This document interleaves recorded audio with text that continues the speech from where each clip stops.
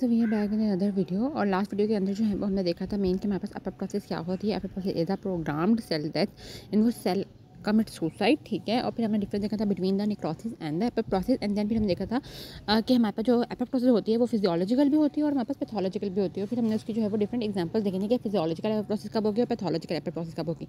And now we are concern with the molecular machinery of the apoptosis और the pathways of the apoptosis. तो हम कहते हैं हमारे पास there are the two pathways of the apoptosis, one is the extrinsic pathway and the second one is the intrinsic pathway. And then they ultimately combine and find a final common pathway which led to the apoptosis or the suicide of the cell. So let's start with the intrinsic pathway. Intrinsic pathway is also known as the death receptor pathway. What happens in the extrinsic pathway कि हमारे पास एक cell है जिसकी हमारे पास apoptosis होनी है, उसके ऊपर हमारे पास यहाँ पर जो है वो देखो हमें लिख रहा है एक फैस लाइगेंड होगा, ठीक है। अब हम कहते हैं हमारे पास जो फैस लाइगेंड होगा ना ये हमारे पास आ गया, ठीक है। इसके ऊपर हमारे पास आके फैस अटैच हो जाता है, ठीक है। ये हमारे पास एक किस्म का डेथ इंड्यूसर होता है जो इंड्यूस कर देता है स्टिमुलस। हम इसको कह रहे थे ना कि लास्ट वीडियो में हमने बाकी थी कि मशीनरी तो सारे सेल्स के पास होगी, लेकिन एक किसी किस्म का स्टिमुलस ऐसा आएगा जो हमारे पास उसको लाइक स्टिमुलेट करेगा कि भाई अब तुमने जो है वो क्या करनी है, हमारे पास हमारी अब डेथ होनी है, ठीक है। तो हमारे पास फैस लाइगेंड जो है वो हमारे पास हो जाएगा। और हम कहते हैं हमारे पास ये इसके जो रिसेप्टर होगा फैस लाइगेंड का वो हमारे पास क्या होगा, टिश्यू नेक्रोटिक फैक्टर का जो फैक्टर का जो रिसेप्टर है उसके ऊपर हमारे पास आकर क्या लग जाएगा, हमारे पास फैस लाइगेंड, ठीक है। अब हम कहते हैं जब हमारे पास वो फैस लाइगेंड आकर लगेगा तो हमारे पास 3-4 जो टिश्यू नेक्रोटिक फैक्टर है ना वो क्या हो जाएंगे, वो पास आ जाएंगे, ठीक है। ये 1 2 3 जिस तरह से आगे, ठीक है। अब ये ऊपर एक्स्ट्रासेलुलरली इनके ऊपर हमारे पास लग गया फैस लाइगेंड और इंट्रासेलुलरली इनके पास क्या है, हमारे पास डेथ डोमेन्स हैं। अब उन डेथ डोमेन्स पे हमारे पास क्या है, ठीक है। अब उन डेथ डोमेन्स पे भी क्योंकि हमारे पास अब उसके पास सिग्नल आया हुआ टिश्यू नेक्रोटिक फैक्टर के पास, तो वो अब कहेगा कि मेरे पास और भी कुछ है। तो इसके पास हमारे पास आते हैं एडॉप्टर प्रोटीन्स। क्या आते हैं हमारे पास, इसके पास एडॉप्टर प्रोटीन्स आते हैं। उस एडॉप्टर प्रोटीन्स को हमारे पास क्या नाम है, FADD, यानी फैस एसोसिएटेड डेथ डोमेन्स, ठीक है। यानी फैस एसोसिएटेड यानी फैस ने उसके साथ एसोसिएटेड है, फैस के लाइगेंड के साथ एसोसिएटेड है और फैस एसोसिएटेड डेथ डोमेन होगी। अब हम कहते हैं कि हमारे पास उनकी जो हमारे पास ये एडॉप्टर प्रोटीन्स होते हैं उनकी जो डेथ डोमेन्स होती हैं वो हमारे पास क्या करती हैं, हमारे पास एक एंजाइम होता है जिसको हम कहते हैं हमारे पास प्रोटियोलिटिक एंजाइम कैस्पेजेस, ठीक है। अब कैस्पेजेस हमारे पास क्या है, हम कहते हैं कैस्पेजेस इज अ फैमिली होती है हमारे पास प्रोटियोलिटिक एंजाइम की, जिसके अंदर हमारे पास सिस्टीन होता है इनके पॉकेट के अंदर। और ये हमारे पास एस्पार्टेट पॉइंट्स के ऊपर जो है ना क्लीवेज करी होती है, यानी जहाँ पे भी एस्पार्टेट हमारे पास आ जाएगा, जैसे एस्पार्टेट है, सिस्टीन है, गोवानीन है, जो यहाँ पे भी हमारे पास एस्पार्टेट रहेगा ना वो वहाँ पे हमारे पास क्या कर देंगी, क्लीव कर देंगी। तो हमारे पास कैस्पेजेस क्या है, एक प्रोटियोलिटिक फैमिली है जिसके अंदर हमारे पास सिस्टीन खुद के अंदर है, लेकिन वो हमारे पास जो क्लीव करी है वो कहाँ पे करी है, हमारे पास यहाँ पे एस्पार्टेट हमारे पास जो है ना वो प्रोटीन्स हैं, ठीक है।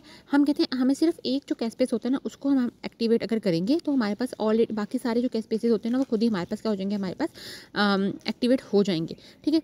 तो हम कहते हैं हमारे पास अब ये जो डेथ डोमेन होती है यहाँ पर हमारे पास होता है प्रोकैस्पेस 8, उसको हमारे पास उसके ऊपर एक हमारे पास जो है ना वो एक कह लो कवर सा हमारे पास होता है, ठीक है। तो वो हमारे पास क्या करती है कि जो उस कवर जो होता है ना उसको हमारे पास जो है ना वो हटा देगी और उसको हमारे पास एक्टिवेट कर देगी, उस कैस्पेस को प्रोकैस्पेस से कैस्पेस 8 के अंदर कन्वर्ट कर देगी।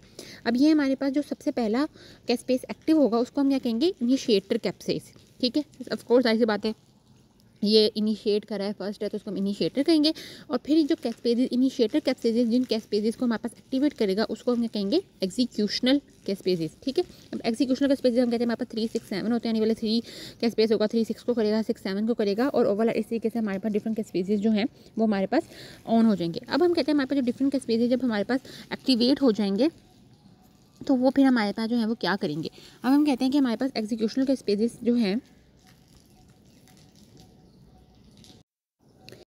ठीक है, हम कहते हैं हमारे पास जो एग्जीक्यूशन के स्पेजेस हो गए जो कि हमारे पास 3 6 7 है, ये हमारे पास क्या करेंगे, डाइजेशन करा देंगे हमारे पास साइटोस्केलेटन द साइटोप्लाज्म की, क्योंकि हमारे पास क्या है प्रोटियोलिटिक एंजाइम्स ही हैं ये भी। और हमारे पास साइटोस्केलेटन भी क्या होता है, इसमें डिफरेंट एंजाइम्स होते हैं, इंटरमीडिएट फिलामेंट्स होते हैं, कैराटिन के होते हैं, ठीक है। तो वो क्या करेंगे, उसकी हमारे पास डाइजेशन करवा देंगे, ठीक है। Protein provide for support of nucleus, ठीक है। एक हमारे पास उसको जो हमारे पास न्यूक्लियस को सपोर्ट करने के लिए हम कहते हैं, लेकिन हमारे पास ये प्रोटीन प्रोवाइड कर देंगे क्योंकि यहाँ पे न्यूक्लियस ने ब्रेक नहीं होना है, यहाँ पे क्या होना है, श्रिंक और कंडेंस होना होता है, ठीक है। तो उसको भी हमारे पास एक प्रोटीन से प्रोवाइड कर देंगे, फिर उसके बाद ताकि वो श्रिंक हो जाए, छोटे छोटे हमारे पास पीसेस बन जाए, फिर हमारे पास एपोप्टोटिक बॉडी के अंदर चला जाए।